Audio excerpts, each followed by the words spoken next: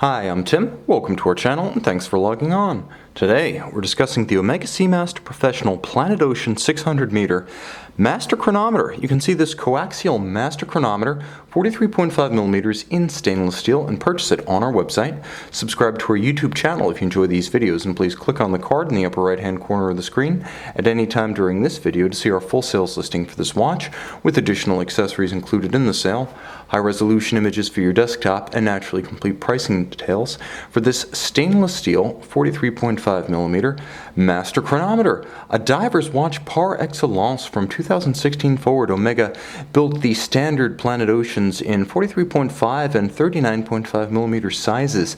The 43.5 millimeter size you see here, originally exclusive to the Planet Ocean GMT, today right in the sweet spot for many dive watch owners. Big enough to be bold on the wrist and make a statement, but also compact enough to be worn on a human wrist, while still providing the same level of high-vis utility expected of a watch with a helium escape valve and a 600-meter rating. It's an easy watch to wear on my wrist. As you can see, from lug to lug, it's quite constrained. 49 millimeters means you can easily wear this watch on a smaller male wrist.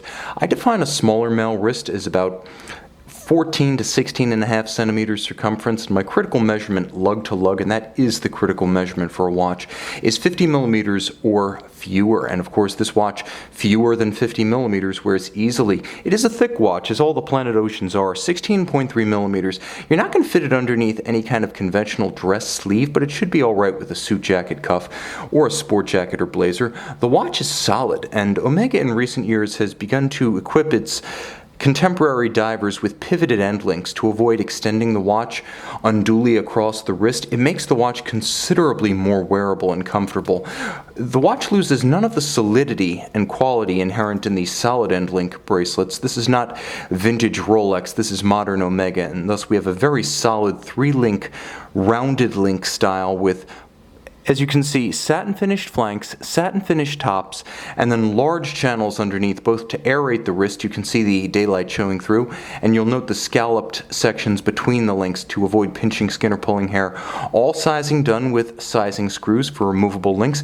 A very robust single swing arm deploying clasp. You can see twin trigger release, so it cannot accidentally pop open, and one trigger will not do it. You must press both. Even the clasp is nicely finished with a combination of a hairline bevel along the flank in high polish and satin finish engraving on the top. Now inside, more features than you might have anticipated. 2 separate means of extending the clasp. One is a push button slider that's incremental. This is great for micrometric sizing or fine tuning. For instance, if your wrist expands or contracts on a hot day, if you want to go all out and pull it all out for a diving suit or even a thick winter coat, you certainly have that ability via the flip-locked style system, and considerably reassuring on the wrist, as when closed and fully extended, the watch feels just as solid as completely enclosed and drawn tight. You'll also note that the case is highly familiar to anyone who's a fan of Omega sports watches. The combination of the sheer side with the satin finish, the slight recess of the crown helium escape valve, and the polished bevel is a signature of virtually all Seamaster styles in the modern era. We can get a little closer now that the watch is no longer on the wrist. A handsome and distinctive case form. It's topped by a gorgeous and nicely knurled combination liquid metal and ceramic bezel. So the liquid metal is the metallic deposit you see inside the highly scratch-resistant ceramic bezel insert. So the two are perma-bonded and will never separate. Now you can turn it. It has a very good detent. It's sharp, you can hear it, and yet there's not so much resistance that you feel you couldn't manipulate it with wet, sweaty, or gloved hands. There's also a nice deep micro knurling on the side to allow an easy purchase. You line up the luminescent index with the broad arrow style minute hand. Now you have a 0 to 60 minute count up timer that I find is far more legible than a standard chronograph. Sub-registers can be hard to read. A dive bezel never is, so it's like a chronograph if you don't have to time anything longer than an hour, which I rarely do. Plus you don't have the downstream service costs of a chronograph. A dive bezel is the best chronograph ever made for 90% of buyers. The dial itself is a polished zirconium oxide black ceramic, high gloss tri-Arabics 12, 9, and 6. Because the Planet Ocean is a flagship line at Omega, Omega. Let's get a little closer still. White gold is employed for the indices, the numerals, the Omega marquee, as well as the hands. Vintage-inspired broad arrow style. You can see a little bit of the Planet Ocean's signature orange accents, and then there is a discrete date window at 3 o'clock. The watch features bright luminescence as well as independently loomed broad arrow minute and bezel. You'll see what I mean in a moment when we do the loom shot at the end of this video. They are distinct coloration.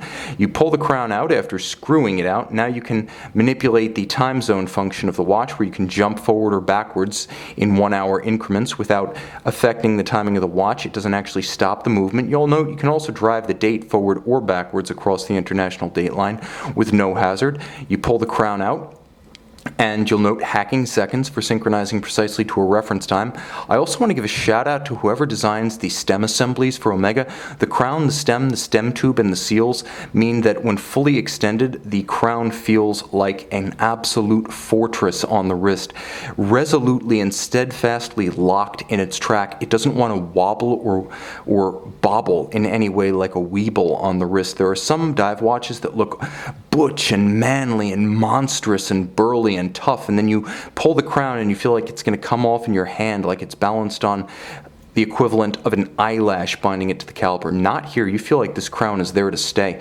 Now, of course, you're going to want to screw it in to ensure that the watch still attains its 600-meter water resistance, and you will note the obligatory helium escape valve. If you're wearing a Seamaster Professional these days, either a Ploprof, Planet Ocean, or a 300-meter diver, you're going to see the helium escape valve. The watch has a display caseback in spite of the impressive credentials. Screw down crown, helium escape valve, 600-meter water resistance, but yes, you can see the movement. Twin mainspring barrels coupled in series, 60 hours of power reserve, smooth bi-directional winding, a full balance bridge with a free sprung index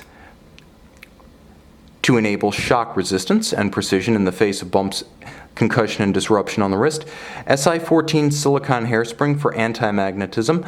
The watch also features the hacking second and the time zone function I just displayed. It is a METAS certified chronometer. So METAS is a new standard that meets the ISO 3159 standards of the Swiss COSC chronometer test.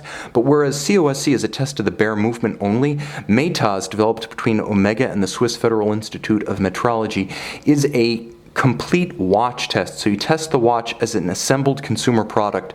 Durability, winding efficiency, power reserve, resistances, and of course chronometric precision. You also have the George Daniels coaxial escapement system, now in its latest iteration with a tri-level set of escape wheels and pawls, and the pallet stones actually index several escape wheels on a common axle or axis, thus coaxial, and using tangential contact to minimize friction. It's finally lived up to its original billing with reduced long-term maintenance needs as well as short-term timing precision and stability. This is a watch that has it all going on technically, as well as a handsome Côte de Genève in arabesque spiral form and blackened screws rather than the more common blued or polished. You can see this handsome, versatile, and capable Omega Seamaster Planet Ocean and make it yours on our website.